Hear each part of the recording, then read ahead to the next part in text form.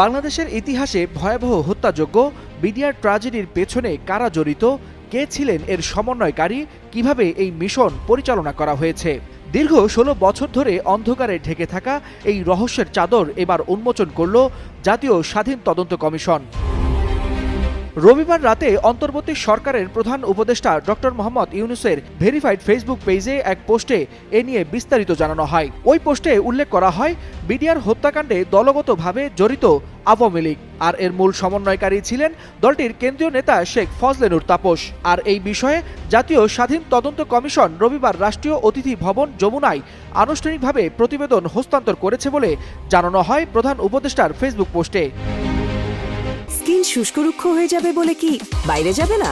Just 1 2 3 4 করো, স্কিনটাকে revive করো। প্রতিবেদন হস্তান্তরের সময় কমিশন প্রধান অবসরপ্রাপ্ত মেজর জেনারেল আলম ফজলুর রহমান সহ সদস্যরা জানান, বিডিআর হত্যাকাণ্ডে ধ্বংসপ্রাপ্ত আলামত, বিদেশে পলাতক সংশ্লিষ্ট ব্যক্তিদের অনুপস্থিতি এবং সময়ের ব্যবধান সত্ত্বেও পেশাদারিত্বের সঙ্গে এই তদন্ত সম্পন্ন করা হয়েছে। শত শত সাক্ষীর বক্তব্য, দীর্ঘ জিজ্ঞাসাবাদ এবং বিভিন্ন সংস্থার পুরনো তদন্ত নথি একত্র করে তারা ঘটনার পূর্ণ চিত্র দাঁড় করিয়েছেন। এ সময় প্রধান উপদেষ্টা বলেন, বিডিআর হত্যাকাণ্ডের ঘটনায় জাতি দীর্ঘদিন ধরে অন্ধকারে ছিল। জাতীয় স্বাধীন তদন্ত কমিশন সত্য উদ্ঘাটনে যে ভূমিকা রেখেছে জাতি তা স্মরণে রাখবে। জাতির পক্ষ থেকে কমিশনের সকলের প্রতি ধন্যবাদ জানান প্রধান উপদেষ্টা। কমিশনের ভাষ্য, বিডিআর বিদ্রোহের নামে সংঘটিত ২০০৯ সালের হত্যাযজ্ঞ ছিল পূর্ব পরিকল্পিত।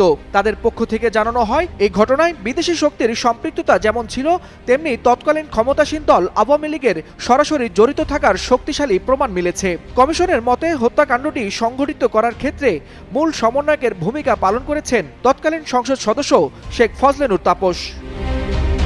কমিশনের পক্ষ থেকে জানানো হয়, স্থানীয় আওয়ামী লীগের নেতাকর্মীরা সে সময় পিলখানায় ঢোকার ক্ষেত্রে সরাসরি সহায়তা করেছে। প্রথমে ২০ থেকে ২৫ জনের মিছিল ঢুকলেও বের হওয়ার সময় সেই সংখ্যা দাঁড়ায় ২ শতাধিক। কমিশনের দাবি, ঘটনাটির আগে থেকেই তৎকালীন প্রধানমন্ত্রী শেখ হাসিনার গ্রিন সিগন্যাল ছিল এবং ঘটনাকে রাজনৈতিকভাবে সমাধানের সিদ্ধান্ত নেওয়া হয়েছিল।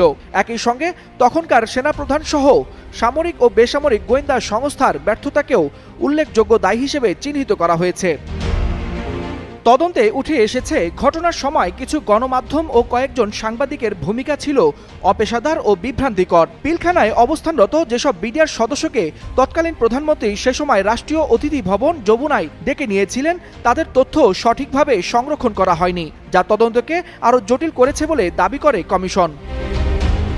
কমিশন প্রতিবেদনে ভবিষ্যতে এ ধরনের বিদ্রোহ প্রতিরোধ বাহিনীগুলোর মধ্যে আস্থা ও শৃঙ্খলা নিশ্চিতকরণ এবং নিহত সেনা কর্মকর্তাদের পরিবারকে ন্যায় বিচার প্রদানের জন্য বেশ কিছু গুরুত্বপূর্ণ সুপারিশ করা হয়। ওয়ালিউল হাসানাত, যুগান্তর নিউজ।